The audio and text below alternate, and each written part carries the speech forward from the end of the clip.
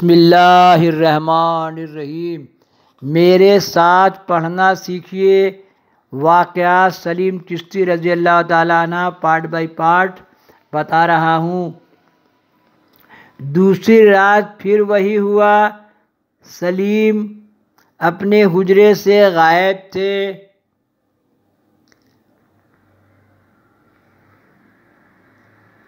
تیسری رات بھی وہی ہوا اور پھر چوتھی رات بھی یہی واقعہ پیش آیا، لیکن حیرت کی بات یہ تھی کہ فجر کی نماز دونوں بھائی مسجد میں جا کر ادا کرتے۔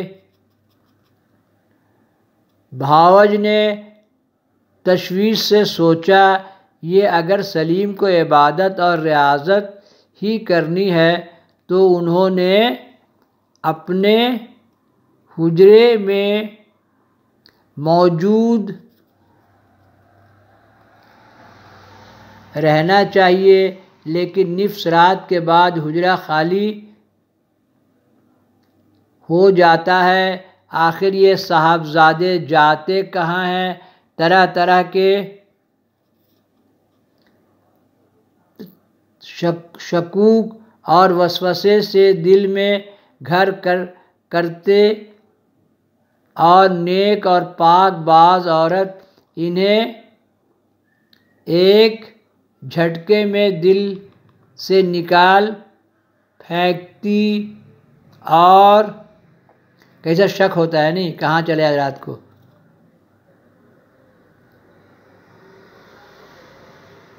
وسوسے اپنے وسوسہ ہائے شیطان پر خجل اور شرمندہ ہو جاتی۔ بالآخر راز ہائے سینہ گداز نے اتنا ہلکان کر دیا کہ اپنی تشویش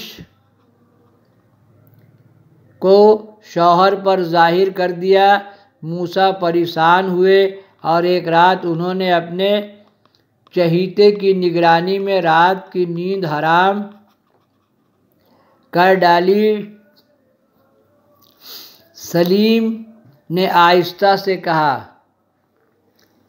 سلیم نے آہستہ سے اپنے حجرے کا دروازہ بند کیا اور گھر سے باہر نکل گئے۔ رات کی تاریکی میں موسیٰ نے بھی فائدہ اٹھایا اور ان کے تعاقب میں نکل کھڑے ہو گئے۔ گھر سے تھوڑی دور مشرق میں جہاں پہاڑی کا ایک حصہ نشیب کی شکل اختیار کر کے ذرا مسطح میدان نظر آتا ہے، وہاں چند بڑے بڑے تناور درختوں کا جھنڈ پایا جاتا تھا۔ سلیم اس جھنڈ میں پہنچ کر ایک درخت پر چڑھ گئے۔ موسیٰ گھنٹوں کھڑے اپنے بھائی کی واپسی کا انتظار کرتے رہے، لیکن سلیم نیچے نہ اترے۔ ارولی کی بلند و بالا چوٹیوں سے درندوں کی خوفناک آوازیں وقفے وقفے سے سنائی دیتی اور موسیٰ کانپ جاتے۔ ان کی کچھ سمجھ میں نہ آتا تھا کہ یہ اسرار کیا ہے۔ فجر سے 2 گھڑی پہلے سلیم درخت سے نیچے اترے اور گھر کی طرف روانہ ہو گئے۔ پریشان اور تھکے ہارے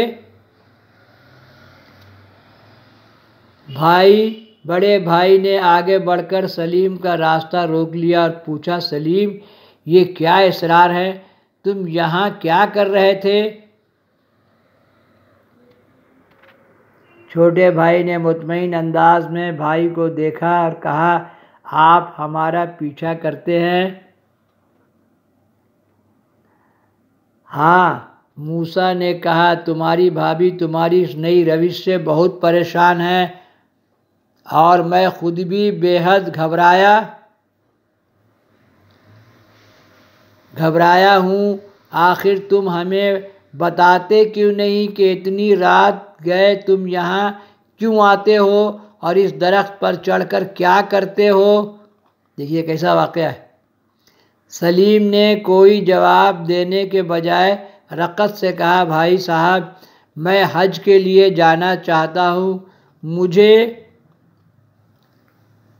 اجازت دیجیے، بہت شکر گزار ہوں گا۔ دیکھیے اسی لیے کہا تھا نا ولی سب نامزد ہیں، 355 اولیاء ہر وقت موجود ہیں، اسی لیے اس سے کنارہ کش رہنا چاہیے۔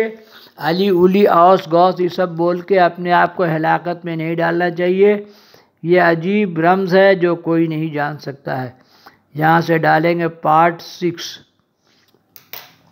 نگاہ ولی میں یہ تاثیر دیکھی، بدلتی ہزاروں کی تقدیر دیکھی۔ یہ اولیاء اللہ کے پاس سے نامزد لوگ ہیں، یہ